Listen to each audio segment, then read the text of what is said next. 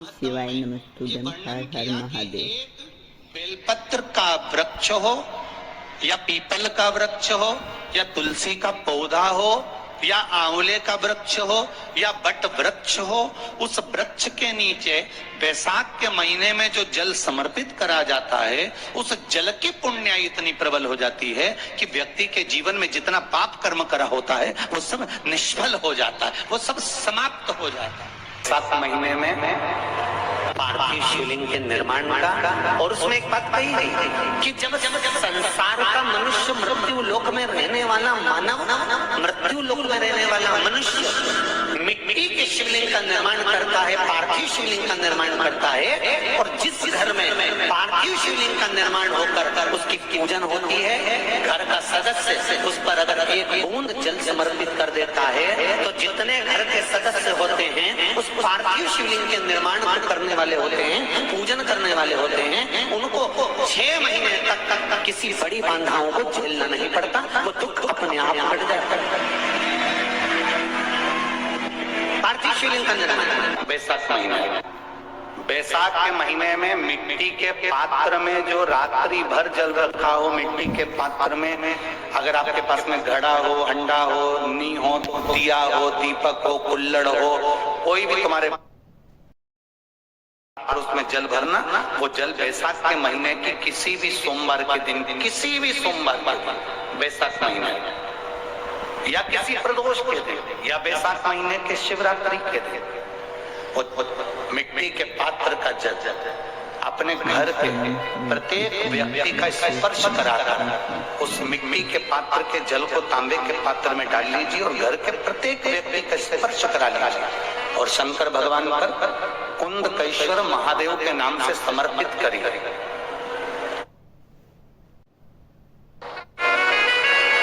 कुंदकेश्वर महादेव कभी जीवन में पीछे पलट कर देखने की जरूरत नहीं पड़ेगी, आप उन्नति की सीढ़ी की ओर बढ़ते चले जाओगे।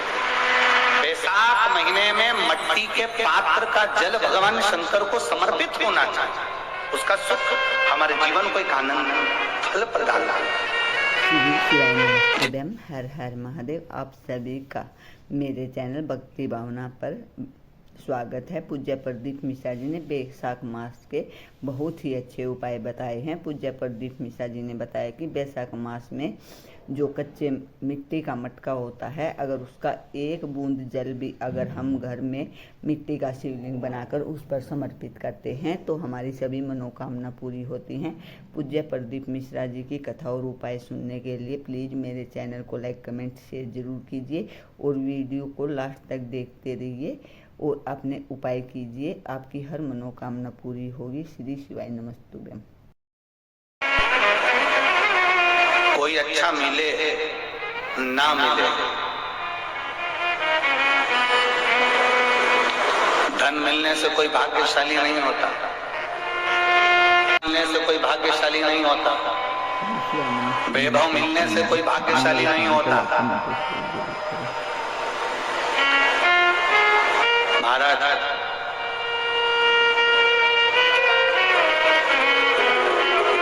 धन मिलने से कोई भाग्यशाली नहीं होता, वैभव मिलने से कोई भाग्यशाली नहीं होता, सत्ता मिलने से कोई भाग्यशाली नहीं होता, बड़ा मकान मिल जाने से कोई भाग्यशाली नहीं होता। शिव महापुराण की कथा कहती है अगर 2 सही मिल जाएं तो तुम्हारा जीवन सफल हो जाए, एक गुरु सही मिल जाए और दूसरी घरवाली सही मिल जाए तो तुम्हारी जिंदगी स्वर्ग।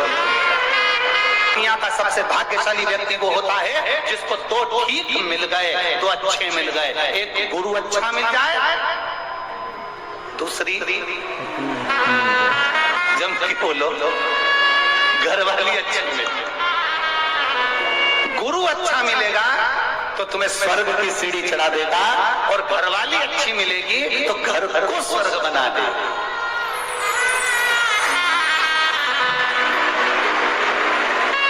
और इसमें से भी गुरु भले पीछे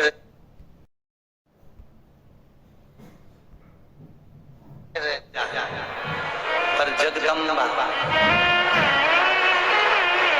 बैसाख के महीने में 9वीं तिथि को माता जानकी का प्रागट्य हुआ है। कभी एक विचार करिएगा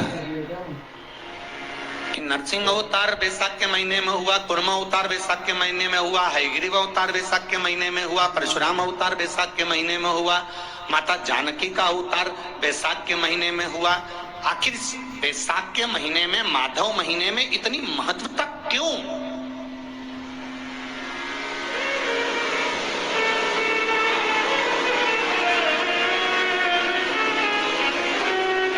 बैसाख के महीने में पड़ने वाली एकादशी, चतुर्थी, प्रदोष,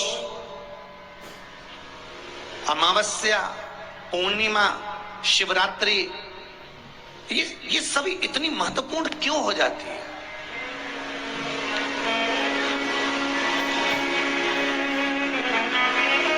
इसकी महत्वता इतनी प्रबल क्यों हो जाती है?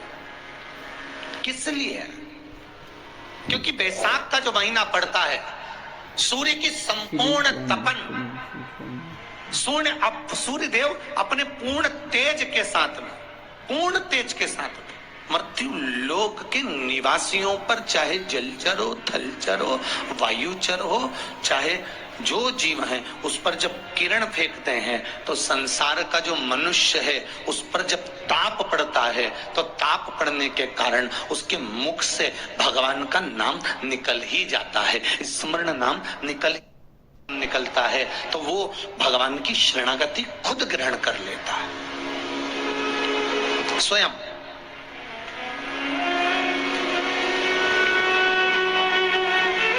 शरणागति ग्रहण कर लेना। बैसाख की पोथी पढ़ते हो आप लोग? आप में से अगर कोई पढ़ता हो बैसाख महीने की पोथी, तो उसमें एक वर्णन आता है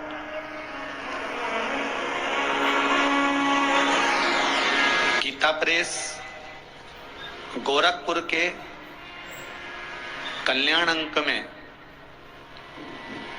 भी आप ये पावन बैसाख चरित्र श्रवण कर सकते हैं।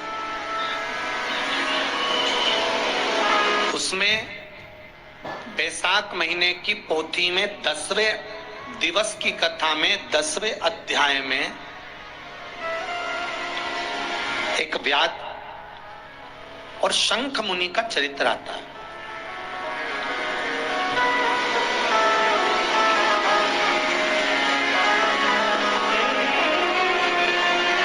शंख मुनि एक बार निकलकर भगवान शंकर के मंदिर में जल समर्पित करने के लिए जा रहे थे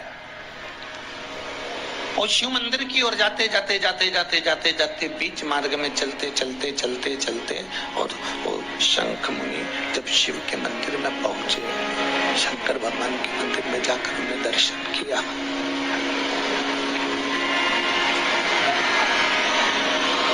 जल का पात्र उठाया और वो जल का पात्र उठाकर जब भगवान श्री शिवाय नमस्तुभ्यम, हर हर महादेव। पूज्य प्रदीप मिश्रा जी ने बैसाख मास के बहुत ही अच्छे उपाय बताए हैं।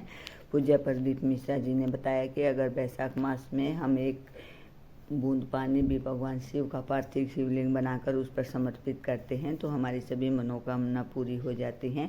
अगर आपको भी पूज्य प्रदीप मिश्रा जी के उपाय अच्छे लगते हैं और आप करना चाहते हैं तो प्लीज़ उससे पहले मेरे चैनल को लाइक, कमेंट और शेयर जरूर करें। मेरा चैनल है धार्मिक वीडियो। श्री शिवाय नमस्तुभ्यम, हर हर महादेव।